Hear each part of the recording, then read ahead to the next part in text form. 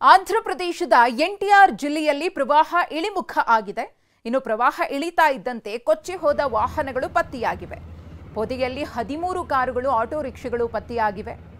ಐತಾವರಂನ ಹೆದ್ದಾರಿಯಲ್ಲಿ ಕೊಚ್ಚಿ ಹೋಗಿದ್ದಂತಹ ವಾಹನಗಳು ಕಂಡುಬಂದಂತಹ ಸ್ಥಿತಿ ಇದು. ಆಂಧ್ರಪ್ರದೇಶದಲ್ಲಿ ಮಳೆಗೆ ಏನೆಲ್ಲ ಅವಾಂತರಗಳು ಸೃಷ್ಟಿಯಾಗಿದೆ, ಯಾವ ರೀತಿ ಆಂಧ್ರಪ್ರದೇಶ ಭಾಗದ ಜನ ತತ್ತರಿಸುತ್ತಿದ್ದಾರೆ ಅನ್ನೋದನ್ನ ಗಮನಿಸಿದ್ವಿ. ಜನಜೀವನ ಸಂಪೂರ್ಣವಾಗಿ ಅಸ್ತವ್ಯಸ್ತವಾಗೋದ್ರ ಜೊತೆಗೆ ವಾಹನಗಳು ಕೂಡ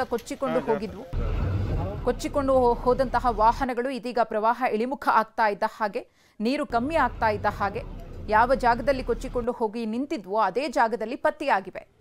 ಇದೀಗ ಸದ್ಯಕ್ಕೆ ಕಂಡು ಬರ್ತಾ ಇರೋದು ವಾಹನಗಳ ಅವಶೇಷಗಳು ಮಾತ್ರ. ಗಮನಿಸ್ತಾ ಇರಬಹುದು, ಕೊಚ್ಚಿ ಹೋದಂತಹ ಕಾರುಗಳು, ಆಟೋಗಳು ಆಂಧ್ರಪ್ರದೇಶದ ಎನ್ಟಿಆರ್ ಭಾಗದಲ್ಲಿ ಪತ್ತೆಯಾದಂತಹ ಪರಿ ಇದು. ಇನ್ನು 62 ಜನರನ್ನ ಎನ್ಡಿಆರ್ಎಫ್ ಸಿಬ್ಬಂದಿ ರಕ್ಷಣೆ ಮಾಡಿದ್ದಾರೆ. ಪೆಂಡಲಂಕ ಕೃಷ್ಣಾ ನದಿಯಲ್ಲಿ 62 ಜನ ಸಿಲುಕಿದ್ರು, ಅವರನ್ನು ರಕ್ಷಿಸಲಾಗಿದೆ. ಎನ್ಡಿಆರ್ಎಫ್ನಿಂದ 2 ಬೋಟ್ಗಳ ಮೂಲಕ ಸಿಲುಕಿದ್ದವರ ರಕ್ಷಣಾ ಕಾರ್ಯಾಚರಣೆ ನಡೆದಿದೆ.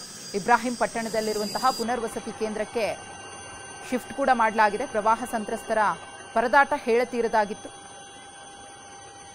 ಪ್ರವಾಹದ ಈ ಒಂದು ಪರಿಸ್ಥಿತಿಯಲ್ಲಿ ಸಿಲುಕಿದವರಿಗೆ ಸರಿಯಾದ ಆಹಾರ ಪೂರೈಕೆ ಆಗ್ತಾ ಇಲ್ಲ ಅನ್ನೋ ಒಂದಷ್ಟು ಮಾತುಗಳು ಕೂಡ ಕೇಳಿ ಬರ್ತಾ ಇದೆ, ಆರೋಪಗಳು.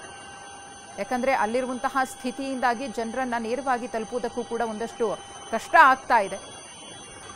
ಎನ್ಡಿಆರ್ಎಫ್ ಸಿಬ್ಬಂದಿ, ರಕ್ಷಣಾ ಸಿಬ್ಬಂದಿ ಜನರಿಗೆ ಒದಗಿಸಬೇಕಾದಂತಹ ಒಂದಷ್ಟು ತಿಂಡಿ ತಿನಿಸುಗಳನ್ನ, ನೀರಿನ ಬಾಟಲ್ಗಳನ್ನ ಕೊಡುವಂತಹ ಕೆಲಸವನ್ನ ಕೂಡ ಮಾಡ್ತಿದ್ದಾರೆ. ಗಮನಿಸ್ತಾ ಇರಬಹುದು ಯಾವ ರೀತಿಯಾಗಿ ಅಲ್ಲಿನ ಸ್ಥಿತಿ ಇದೆ ಅಂತ ಹೇಳಿ.